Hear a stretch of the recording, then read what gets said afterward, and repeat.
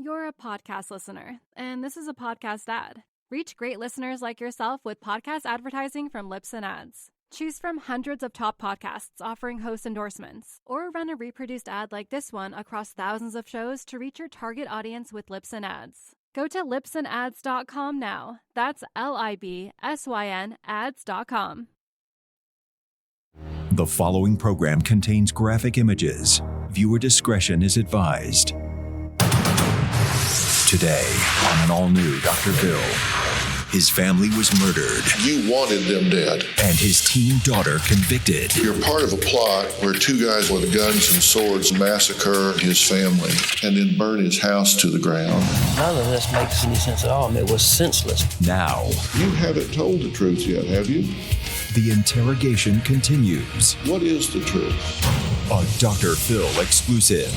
Was his little girl the mastermind? I'll probably add fuel to the fire. Your father deserves the truth. You gave the command. Just do it.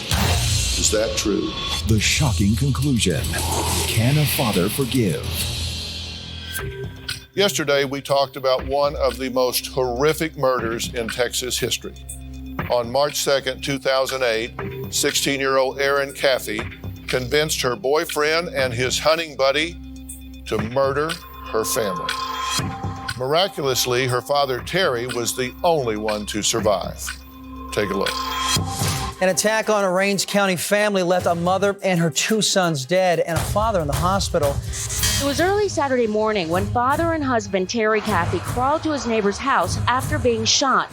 Police say Penny Caffey and her 8 and 13-year-old sons were shot and stabbed multiple times before dying. The house was then set on fire. In custody are 18-year-old Bobby Johnson, 20-year-old Charles Wade, and 19-year-old Charles Wilkinson. He's the boyfriend of 16-year-old Erin Caffey. She's the victim's daughter and has also been arrested. Each faces 3 counts of capital murder. According to court documents, Wilkinson confessed to police that, quote, he and Erin were in love and the only way they could be together is to kill the parents. Wilkinson allegedly offered Wade $2,000 to help. Erin was never interviewed by police, was never cross-examined by a prosecutor, and has never really been questioned about her role in the murder of her family. Erin Caffey, now 22, gave me an exclusive interview from prison where I was the first to finally get to ask her the tough questions. Everyone, including her father, the sole survivor of that night, have never asked. On yesterday's show, Terry watched as Erin talked for the first time. She revealed to me more than she has ever admitted to anyone before. Take a look at some of those highlights from yesterday's show. What did they do that was so bad that you were willing for them to be killed? Nothing. You had 2 little brothers in the house. Did you think they were going to be killed? Crossed my mind, yes. These are bullet wounds in your father's body. This is where they shot him in the face. This is where they shot him in the head. Your father, Terry, heard Charlie tell Penny, "Die, bitch, die." And then he took a samurai sword and started cutting her head off.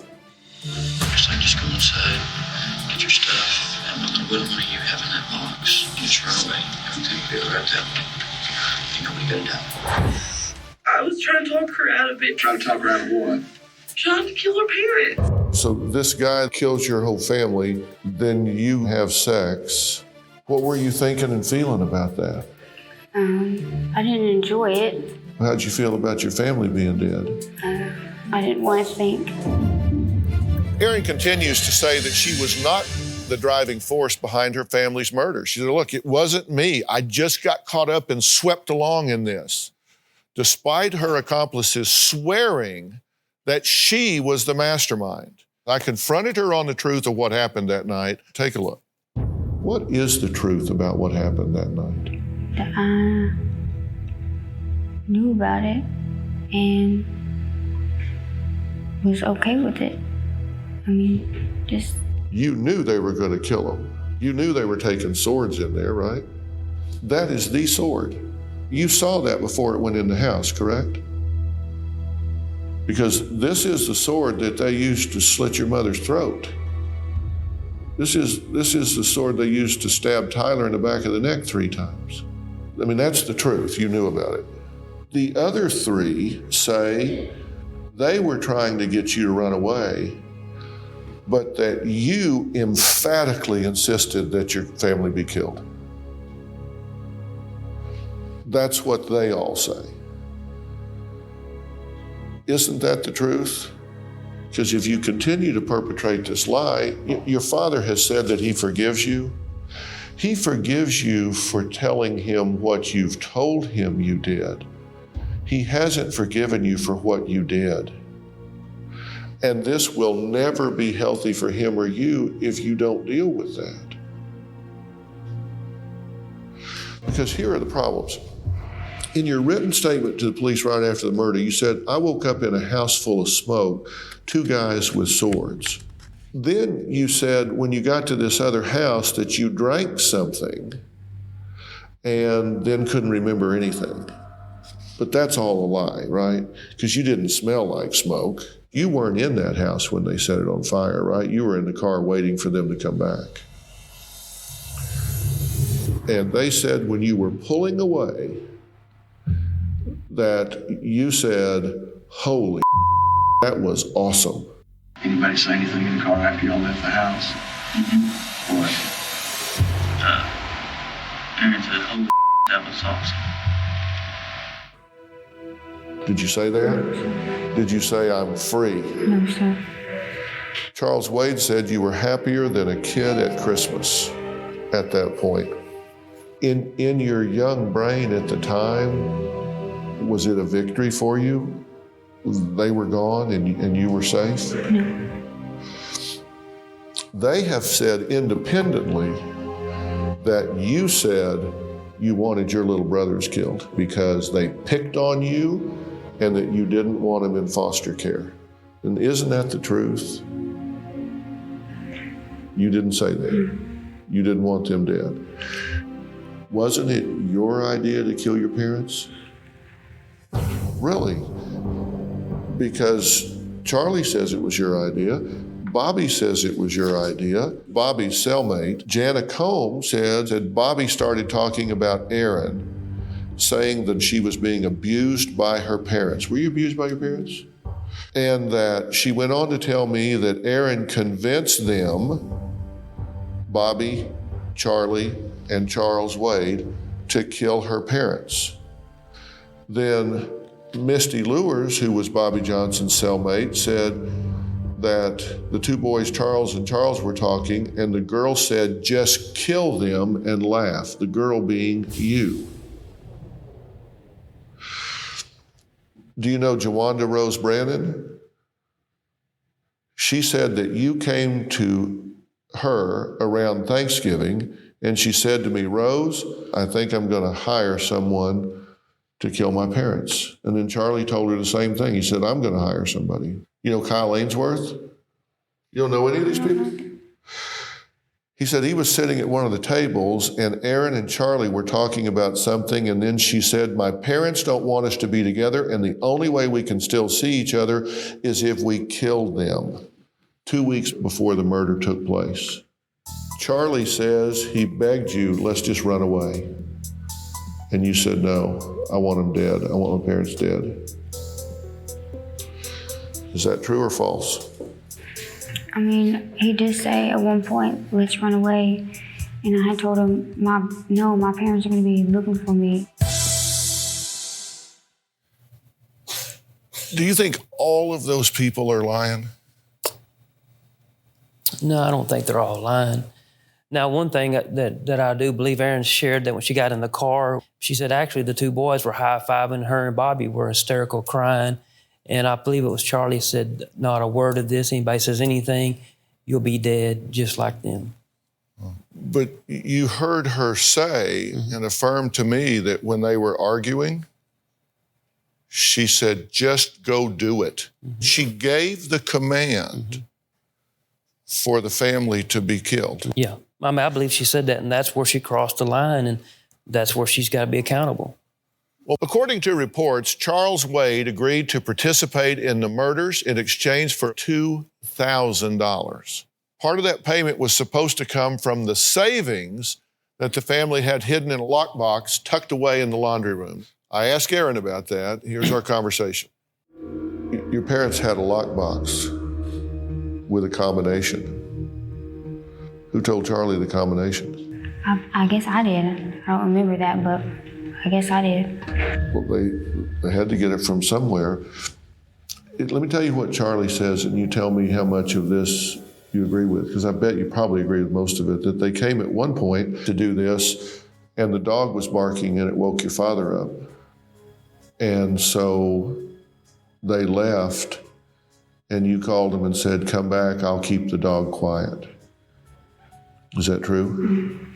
You talked to him 6 times between 11:46 and 12:48. Then the dog's barking, they leave. You talked to him 7 times between 1:22 and 1:58. Because you were talking him in, right? You had the dog under control, everything was okay. And that's different than what you've been telling your father. Because your father thinks that you were just calling off the runaway, but you had your bag packed. You were ready to go after the killing, and then they found you at this place, right? Were you hiding under a blanket? Where did you think you would go the next day? Did you have a plan? Didn't really have a plan. You told this therapist you had broken up and that he came in and killed your family and then framed you for it, right? But that wasn't true, correct? Why did you lie to him?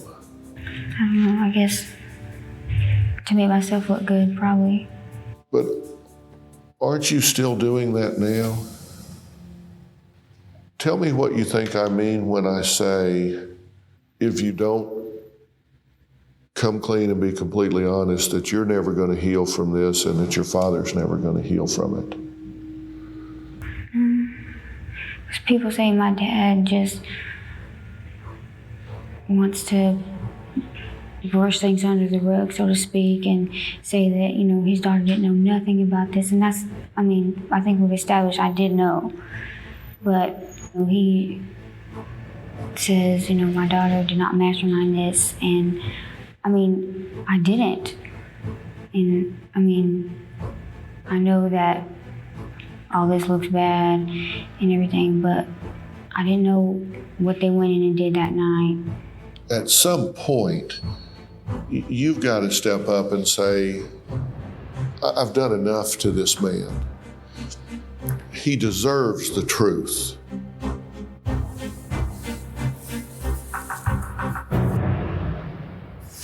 Coming up. Where did y'all know how to look for the money? She told y'all where the money was? Yes. She's giving them information to use inside the house because she knows they're coming in the house.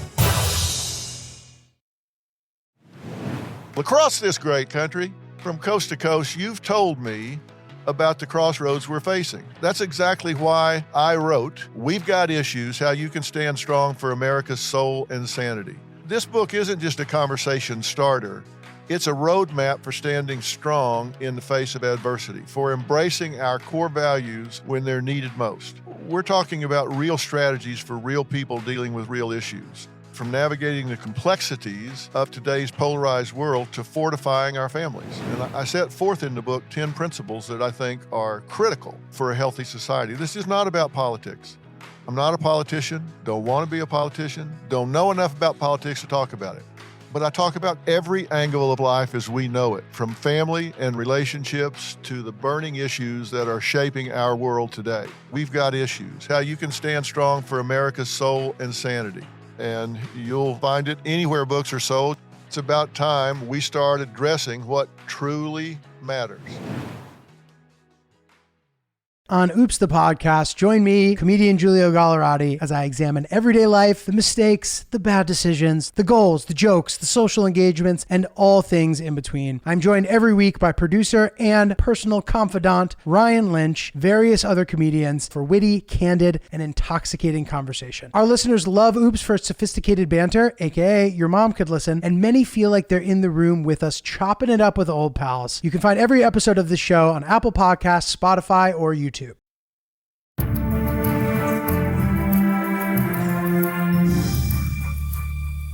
The last thing I said to her is, doesn't he deserve the truth? Mm-hmm.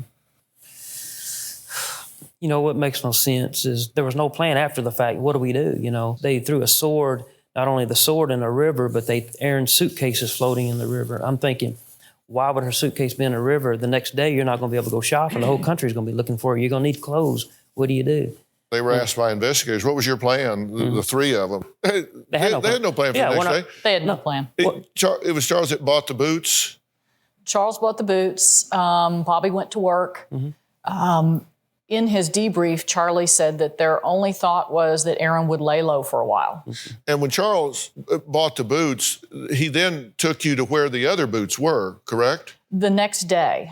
He up under the bridge abutment? He bought the boots. He was apprehended shortly thereafter. He confessed. The next day, he came back and wanted to come cleaner, I suppose. And he then led the investigators out to the creek where the sword was, where the one lockbox was, where Erin's suitcase was, and the boots were, the bloody boots were in the box from the new boots stuffed underneath a bridge. And he left them there because if he got away with it, he said then he would have two pair of boots. That's what he said. As a matter of fact, the money I think he used to buy the boots was stolen from my wallet or the lockbox. You understand, too, that there's no question, if we say what was her level of involvement, she had to tell them where the lockboxes were and what the combinations were. Right. Now, Charles Wade reveals some very detailed and damning information into his confession tape about this point. Take a look. Where did y'all know how to look for the money? Erin. She told y'all where the money was? Yes. Where was the money? And she said that there was money in a lockbox. Where was the lockbox? It was over there where you walk in the bathroom, go to the left, you're going to see a washer and dryer on your right, and on the left-hand side on the floor there's a little gray box. It was a little gray box. A little lockbox? Yeah. But so it was in the laundry room, bathroom? Okay. Where else did y'all get money from that she told you where it was? The wallet and the purse. Where was the wallet and purse? I don't know. Charlie found those. Okay. I do believe that she gave him the combination. And she gave, according to what he's saying, and he is correct, of where to go in and turn and where it was. This isn't Charlie, this is Charles. Right.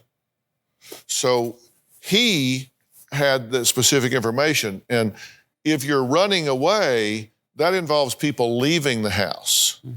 That doesn't involve people coming in the house. She's giving them information to use inside the house because she knows they're coming in the house. Because this isn't a runaway, it's a murder. I have the phone records here, Lisa. In these phone records, we have all of this phone chatter between Erin and Charlie. What did you make of that when you were investigating this? That was one of the most corroborative things to the statements that the other three gave.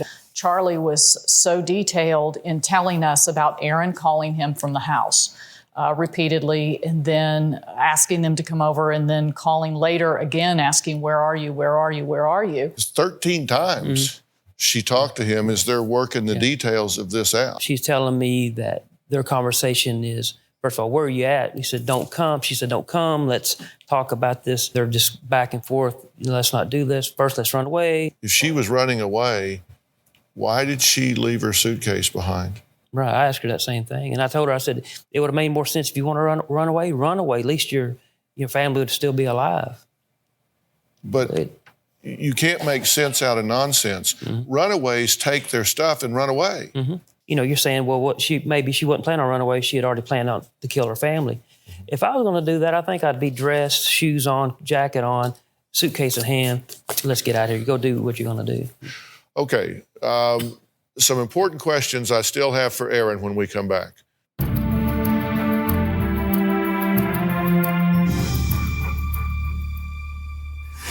Coming up. You knew they were coming to kill your family. Your father deserves that truth. Did you mastermind this crime?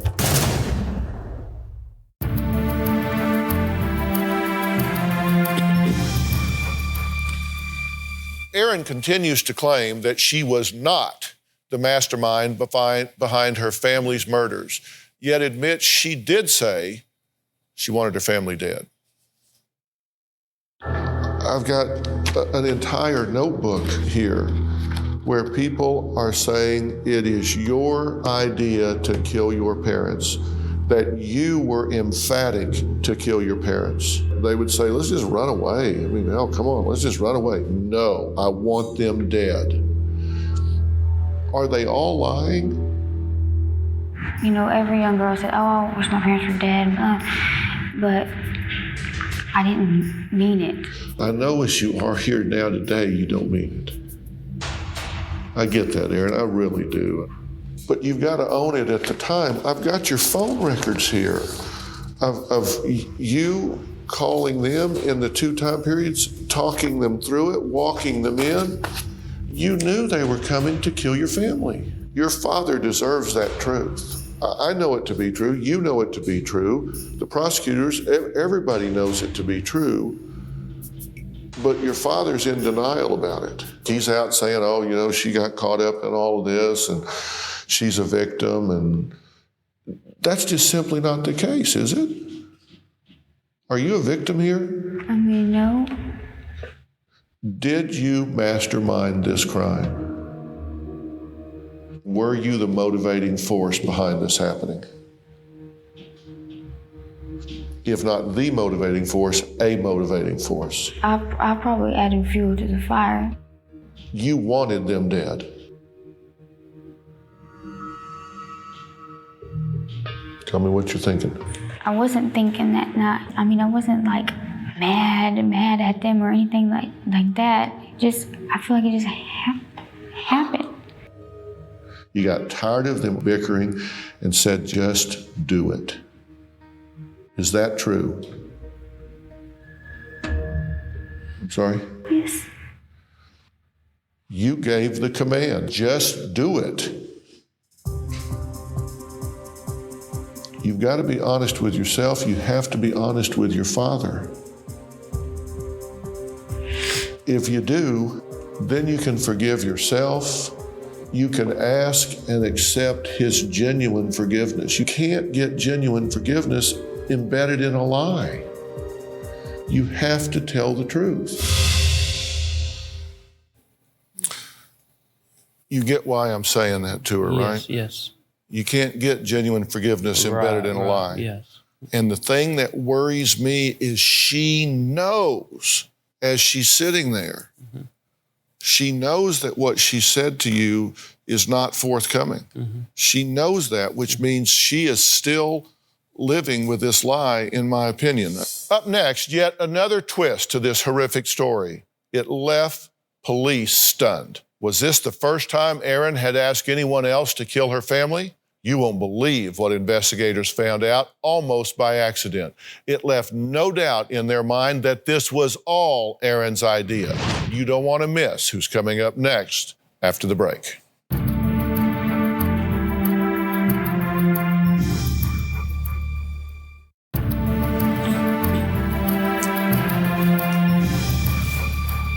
The police interviewed an ex-boyfriend of Erin's who says Charlie wasn't the first she tried to enlist to kill her family. Now, Terry asked Erin about it, and she denied it. He chose to believe her. I also asked Erin about it, and here's what she said. You had a boyfriend before Charlie, right?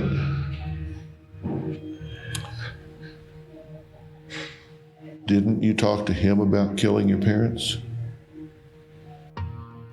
You never talked to your ex-boyfriend about killing your parents. Why would he say you did?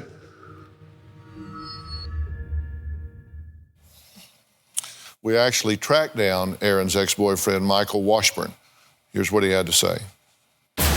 Erin and I met when we were about 16 years old at a church camp. Erin got along with everybody. Erin's parents, Penny and Terry, were very strict. Erin used to sneak around and disobey her parents. I did not see any troubling signs in Erin. One day I said, "How are you and your parents doing?" And she said, "I just wish they were dead." A few weeks later, Erin asked me if I would murder her whole family and burn the house down, and I told her no. I thought, "You crazy bitch." I told her to get the hell out of my house. Erin and I never spoke again after the last conversation. Never thought Erin would actually have her family killed. Well, Michael is joining us via satellite today. Michael, thank you for being here. Tell me again, what did she say? She said, "How would you feel about killing my parents?" Did she bring up burning the house down? Yes. What'd she say? She said, after you do it, you can burn the house down and nobody would ever know. Okay. You did not react well to that. No. What did you say to her? "You crazy bitch, get the hell out of my house." Did you have any sense of why she wanted to kill her parents? I mean, she's told me that, her parents wouldn't let her be around me and wouldn't let us be by ourselves or whatever, and I was fine with that. But I mean, I guess she had, other plans. Did you ever talk to her about it again? No. Okay, so that was it. You had that one conversation. You said, Yes. "No, it's crazy. Get out of here." And so you two broke it off at that point. Right. All right. What's your reaction to knowing this? Well, I'd like to add to this, no doubt. Certainly he's going to be upset with us, and he made this statement that, well, her parents were just too strict. Well, yeah, we were strict. We were at church one day. We're having a fellowship, and one of the ladies came up to us and said, "We have a situation outside." I had to separate the two of them, Michael and Erin, together at a picnic table. She was sitting, he was in front of her and trying to grope her, go up her shirt. I've met with him in a hallway at the church and asked him to leave. And so, yes, I was a little strict. Right. But this is evidence, testimonial evidence, that before she was dating Charlie, she had in her mind to have her parents killed. She told me, she said, "I was mad at you because you busted us or you made us split up," and then I was angry and told him, "I wish y'all were dead." That's what she had told him. So she told you part of what he's saying, but not all of what he's saying. Wow.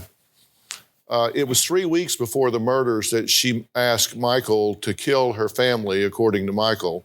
So here we now have 4 people that are testifying. Michael, with nothing to gain. These 3 that we looked at, their statements, with a lot to lose if they lie. The death penalty hangs over their head if they tell a lie. So it has to start beginning to be clear that you have to entertain the possibility that this was her desire to do and not that she was just a passenger. Can you agree with that? Well, I agree with that. All right. All right, we'll be right back.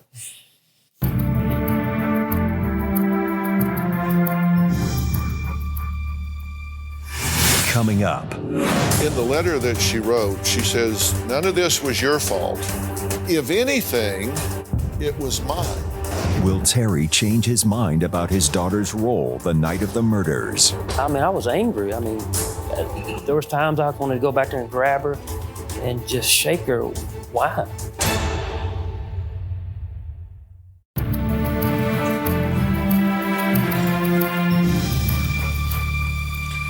Erin Caffey is serving 2 consecutive life sentences plus 25 years for capital murder and will be eligible for parole when she is 59 years old. But 4 months into her stay, she wrote her father, Terry, a heartfelt letter. You wrote a letter to your dad from prison, you said, "Dear Daddy, none of this was your fault. If anything, it was mine." And I'm paraphrasing here. "I never wanted any of this to happen.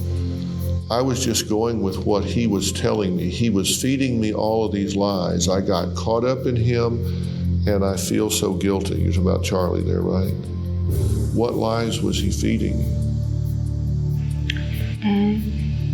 If I just kill my parents, everything will be okay.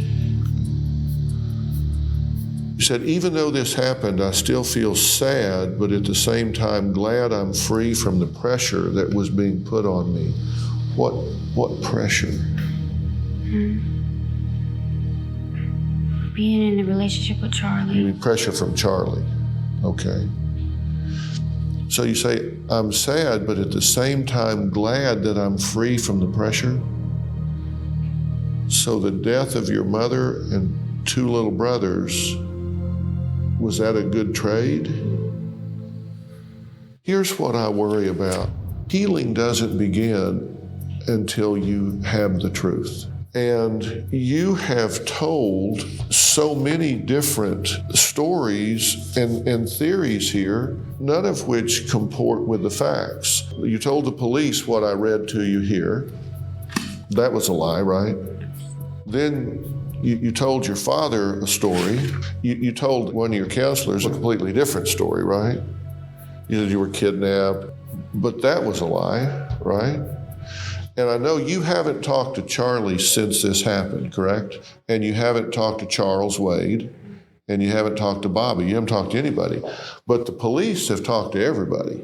And they are all telling exactly the same story, even though they were interviewed independently. They all tell the same story, and then you tell a different one. And you haven't told the truth yet, have you? What is the truth about what happened that night? In the letter that she wrote, she says, "None of this was your fault. If anything, it was mine." To me, that really sounds like an absence of both empathy and remorse. When you read that, did you think, yes, you're right, it is your fault? Yeah, I mean, I was angry. I mean, there was times I wanted to go back there and grab her and just shake her. Why? Thank you. I was angry. Thank you. You need to allow yourself the right to feel that. Not that I don't want you to forgive her, but at the same token, if you're going to drive yourself crazy if you don't allow yourself to acknowledge what's done here. She says, "I never wanted any of this to happen." Do you believe that? I really believe deep down she didn't want her parents killed. I really do. It just got in over her head. But you know that she planned this, right? Right. I believe that yes, she did. She had part in the planning. And you know that they were going to kill all of you the week before this happened. But your father passed. Right. So this wasn't just like she in a fit of adolescent rage made a bad choice. This was planned across time for several weeks or months. She had many opportunities to say, bad idea. She said, "I was going with what he was telling me. He was feeding me all these lies. I got caught up in him, and I feel so guilty. I love you, even though this has happened. I still feel sad. But at the same time, I'm glad that I'm free from the pressure that was being put on me." Well, I told Erin, I said, it would be better to deal with the pressures of what was going to talk to us. You know, even if we would have found out the things you're doing, yes, we would have been upset, but you would still, if you would have talked to us about it, at least your mom and brothers would still be here.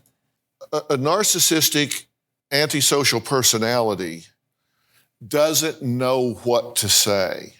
They can mimic things that they see others do, but they don't know what to say.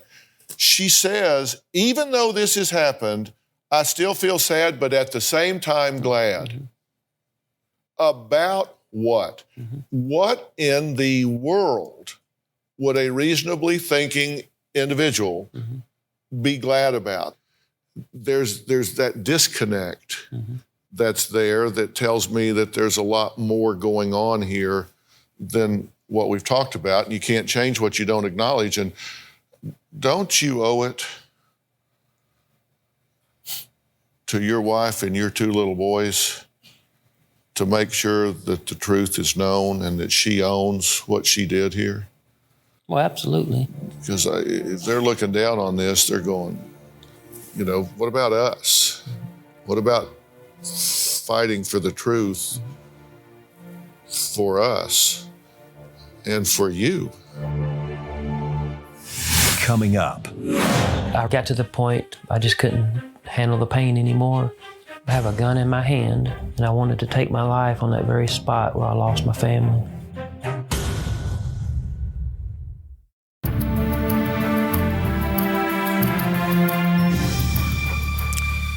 We've been talking about a terrible tragedy today.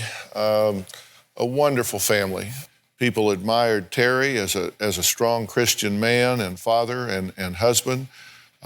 His wife Penny was apparently just an absolute delight. The 3 kids were favorites in the community, and that is part of what makes this tragedy so horrific. There was a point which Terry said he just no longer wanted to live. I got to the point I just couldn't handle the pain anymore, and I wanted to take my life on that very spot where I lost my family. I remember shaking my fist up towards God, and I said, God, why would you take my family?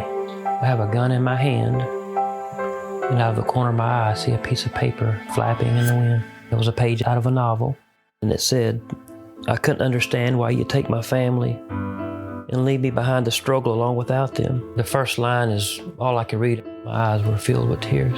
That one single page came from a book called Blind Sight. I never read the book, but Penny did. I knew this was certainly a message from God. That message was that I was going to be able to go on with life and that there was a purpose. Wow, that's amazing. You believe that was a message from God? I do. I mean, I'd hit rock bottom. I mean, I thought my only solution is just take my life. You know, the pain that I was dealing with, all the depression, the anger, the bitterness, the rage, I just couldn't take it anymore. Had you not seen that page flapping in the breeze, would you be dead now? I believe so. I believe so. I'm so glad you're here. I need to tell you my thinking for a minute, and you do with it as you will. I respect and admire the fact that you love your daughter and that you want to forgive her. When I talked to her, it was clear to me that she's in turmoil. You know, a smooth-running psychopath, or as we call them today, antisocial personalities, have no capacity for empathy or guilt. She does have some capacity for that. She does have feelings. That's something to build on.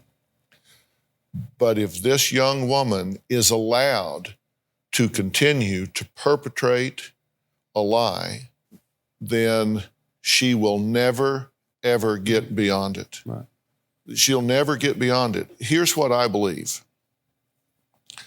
I believe that 16-year-olds don't really have a full appreciation for the concept of death and the choices they make. I mean, her brain isn't even through growing yet. It'll grow till she's 25. This wasn't a runaway gone bad.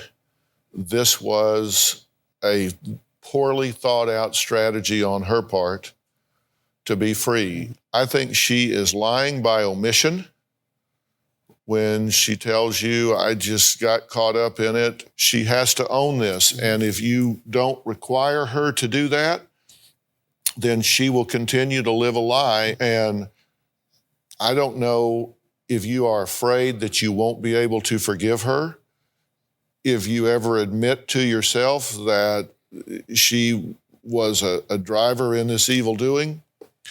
But I have more confidence in you than that. I think you will be able to forgive her. No doubt. You're right. No matter what, I forgive her. But I appreciate what you said, that you see that there is hope for rehabilitation for her to get help in the counseling she needs to take ownership for her part in this. She can have a life with some freedom and joy, yes, but not while she's living with this lie. That's just my opinion. Erin's last message to her mother and brothers when we come back.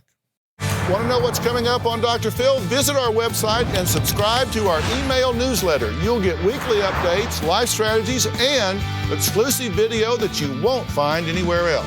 Plus, on drphil.com, you can see sneak previews of upcoming shows. Log on today. In the face of such a tragedy, Terry has made the decision to forgive his daughter, something many perhaps could not understand or be able to do. I admire him for his strength in doing that. Before I said goodbye to Erin at the Hilltop Unit of the Texas Department of Criminal Justice, I asked her if she had anything to say to her brothers and mother if they could hear her. Here's what she said. If Matthew and Tyler are hearing this right now, what would you say to them? I'm sorry. I think that's all I could say. And to your mother? She was right. She was right about? Everything. Was she a good woman? Was she a good mother? Did she deserve what you made happen here? I want to thank Terry and thank Michael as well, and a special thanks to Lisa Tanner, Assistant Attorney General for the great state of Texas, for being here today. Lisa, thank you so much. Thank you. Terry has written a book called Terror by Night about this horrific story. It's available in stores right now.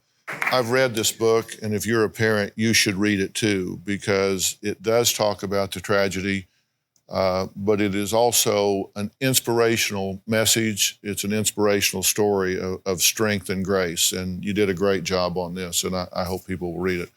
And everybody in the audience is going to go home with a copy of this book.